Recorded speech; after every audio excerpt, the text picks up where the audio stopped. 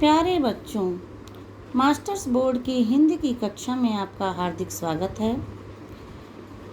बच्चों, आज मैं आप लोगों के लिए पंखुड़ी कक्षा 3 की पाठ्यपुस्तक पंखुड़ी के पाठ 1 प्रार्थना को लेकर उपस्थित हुई हूँ। तो पहले हम लोग पाठ का सस्वर वाचन करेंगे, फिर इसके शब्दार्थ और भावार्थ को समझेंगे। आइए हम पाठ का सस्वर वाचन करते हैं। देश की माटी देश का जल, हवा देश की देश के फल, सरस बने प्रभु सरस बने। देश के घर और देश के घाट, देश के वन और देश के बाट, सरल बने प्रभु सरल बने। देश के तन और देश के मन, देश के घर के भाई बहन, विमल बने प्रभु विमल बने। इस कविता को बच्चों लिखा है गुरुदेव रवींद्रनाथ टैगोर ने। मतलब इसके रचयिता हैं गुरुदेव रवींद्रनाथ टैगोर।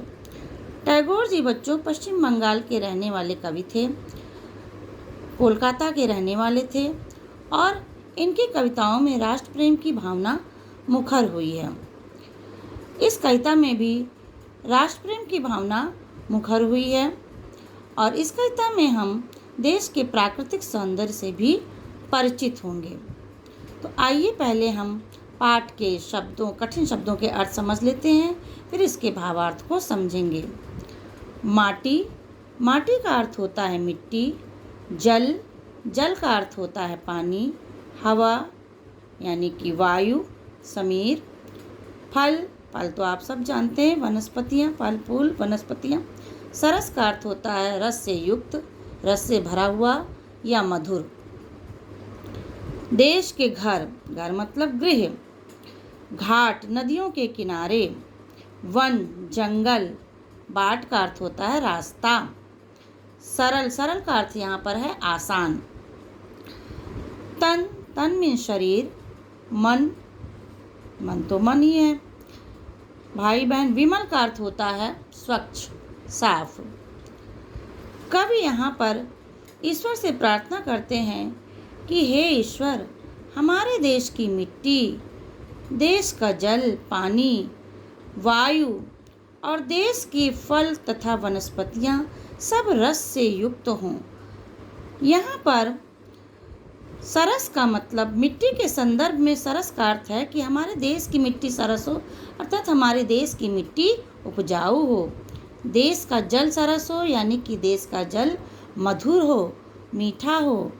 हवा देश की और देश की हवा सरस हो यानी कि देश की हवा स्वच्छ और सुखदायी हो। देश के फल और वनस्पतियाँ सब रस से भरे हों अर्थात मधुर हों। देश के घर और देश के घाट, देश के लोगों के घर अर्थात उनके रहने की जगह।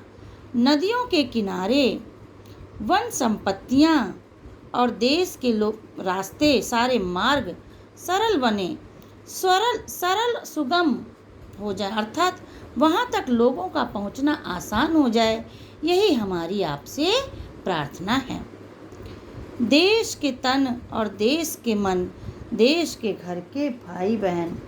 गुरुदेव रवींद्रनाथ टैगोर जी कहते हैं कि हमारे देश में रहने वाले भाई बहन सब तन और मन से स्वच्छ हों अर्थात सबके अंदर भाईचारे का भाव जो है समान रूप से संचार करें।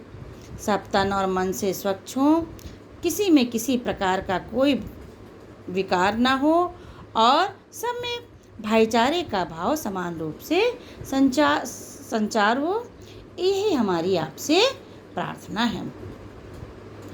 तो बच्चों, अब इस पाठ के शब्दार्थ और भावार्थ को आप लोग इस तरीके से कॉपी में अपने लिख लेंगे जैसा कि मैंने आप लोगों के लिए लिख के रखा हुआ है।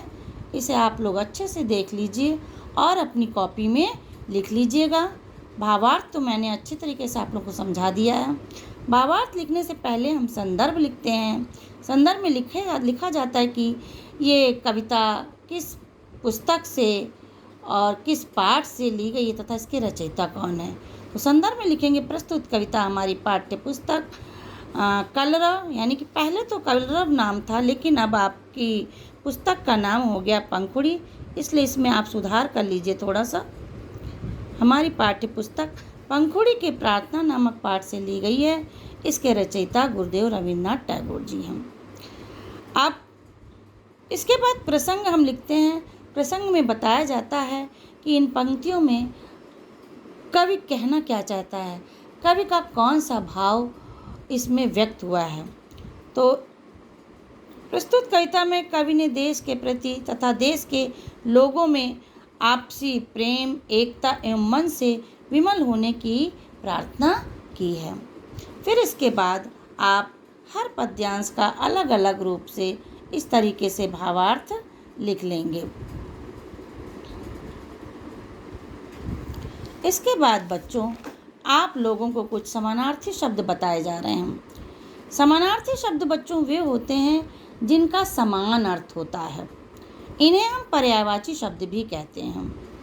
जैसे कि आपके पाठ में आए हुए कुछ शब्द हैं माटी, जल, हवा, घर, घाट, वन, बाट और तन। इनके हम समानार्थी शब्दों को समझेंगे। माटी का समानार्थी शब्द है मिट्टी, रज, धूल। जल का समानार्थी शब्द है नीर, वारी, अम्बु। हवा का समानार्थी शब्द है पवन, वायु, सलिल। घर का समानार्थी शब्द है गृह, सदन, आलय। घाट का समानार्थी शब्द है किनारा, तीर, तट। वन का समानार्थी शब्द है जंगल, कानन, विपिन। बाट का है रास्ता, मार्ग, पथ। फिर इसी तरीके से तन का समानार्थी शब्द है शरीर, काया, देह। आशा है बच्चों आपको ये वीडियो पसंद आया होगा और आप इसे लाइक, शेयर एंड सब्सक्राइब जरूर करिएगा। धन्यवाद।